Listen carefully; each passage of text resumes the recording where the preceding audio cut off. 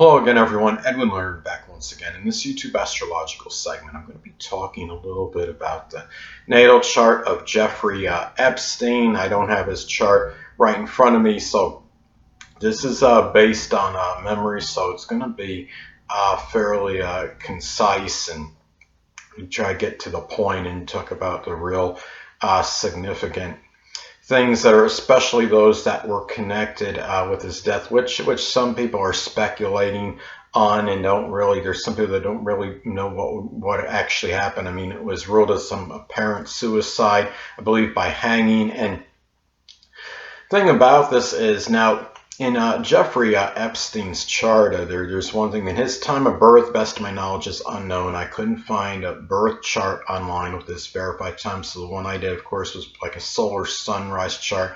I put the sun in the ascendant at the same position when I calculated it. So the thing about this is, of course, having an Aquarius sun, it's no surprise. And I mean, Aquarius sun people often, as far as their basic character goes, there's something that, of course, very non-conforming. I mean, likely Aquarius sun, if he was born very early, like very early in the morning, be a Capricorn sun. But the solar sunrise chart has him as Aquarius sun. I do believe, if I had to say between Capricorn and Aquarius, I think he has an Aquarius sun. And for me, that being the case, that case is indeed he has Aquarius sun. He has an Aries moon regardless of time. And if it is Aquarius sun and Aries moon, well, I see that with his Aquarius sun, of course, the basic character about being that nonconformist, that rebellion, and being unorthodox and kind of doing, well, what I'm going to do. I don't really care what the average person does or the average Joe, what's conventional, orthodox. And then you're putting that energy then with the Aries moon, which is done, it could be through something in some cases. In extreme cases, Aries is ruled by Mars, can be connected strongly with sex, and also a lot of aggressive and assertive energy doing these Aquarius things, and doing so with that aggressive Aries energy, if that is the case, if he does indeed have an Aquarius sun. And again, Aries being ruled by Mars can be associated with strong sexual urges. Now he also has,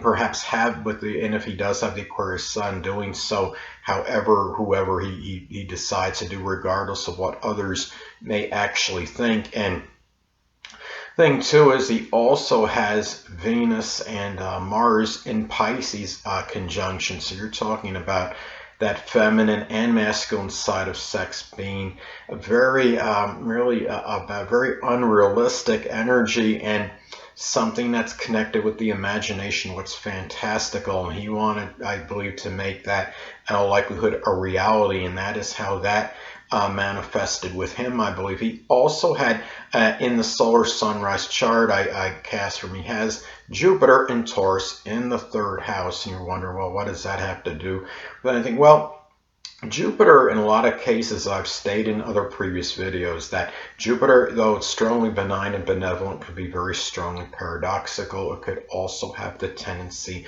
to enlarge and expand, and it can expand some negative qualities. In some cases, it could have been, sensual, overindulgent urges.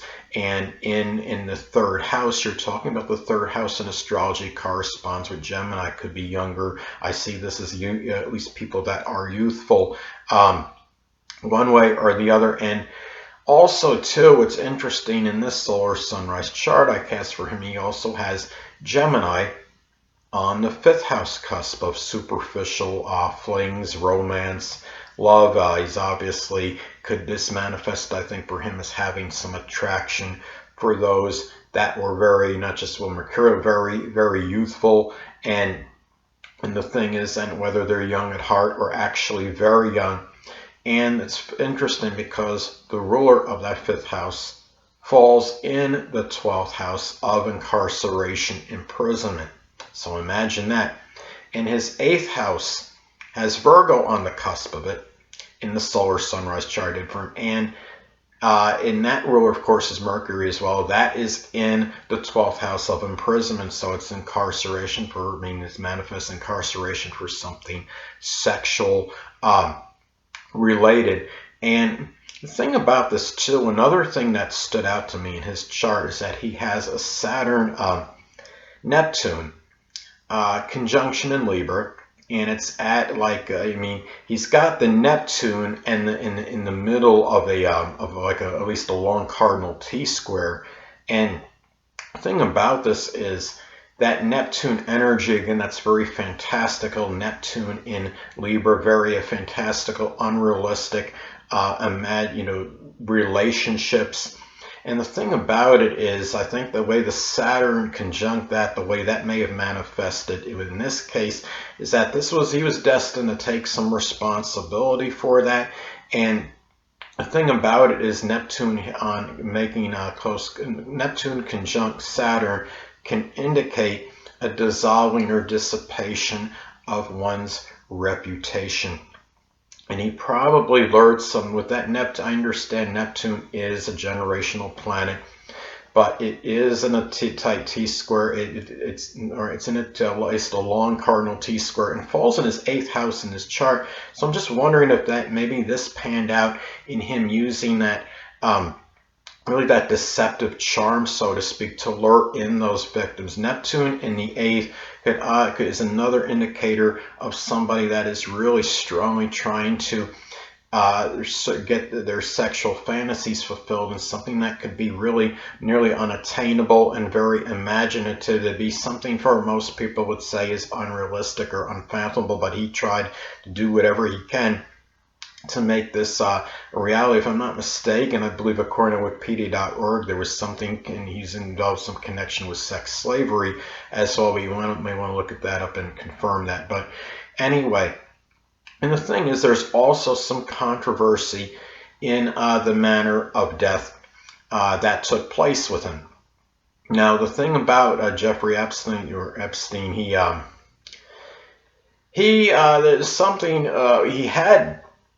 In the solar sunrise chart I cast for him, he has Mercury in Capricorn in that 12th house. And the thing is, at the time that his death took place in prison, of course 12th house rules imprisonment, transit Pluto made a very tight conjunction to Mercury. And Mercury can be connected with breathing. So, and of course, Mercury in Capricorn, very premeditative planning. This could have been something that he very planned for a good period. Some people wonder if he may have been murdered. I'm going to go right now, even reluctantly, I'm going to go with the suicide theory because of that transit is very telling for me right there. And sadly, he also had, at this time, the South Node in Capricorn was transiting that 12th house in the solar sunrise chart. And it was approaching the, his Chiron. And Chiron, of course, could be about wounds and suffering. So I just wanted, and being Capricorn is very despondent, melancholy, depressive energy. So I'm just kind of wondering if he was just maybe making his plan to kind of get out of a very depressing, limiting incarceration situation, and he was trying to leave it because the South Node, when the South Node is approaching some energy, it can be an indicator of getting ready to leave something. Now, so I think that's how that may have worked out and manifested. Also in that solar sunrise chart, which of course put, in this case, had the sun in Aquarius and then having the early Aquarius ascendant, puts Leo on the cusp of the 7th house. And Leo, of course, is a sign associated with children. And that, maybe that is how that might have panned out with him. The relationships being, a lot of them, again, connected with children, if you want to call them relationships, but you understand what I'm saying. There's still connections one way or the other.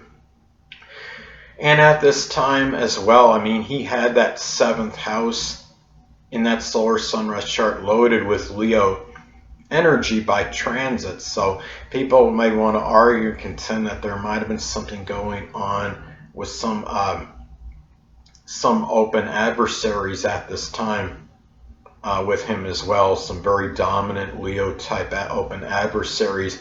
But this is also, I mean, looking at this, And astrology out of the way, it's a shame that you have somebody like this that had a good life going, had a good career going, and he had to blow it by doing what he did, getting involved in these lurid escapades, if you will, doing things that are salacious activity or what have you. But it is what it is. Hold on a moment, people.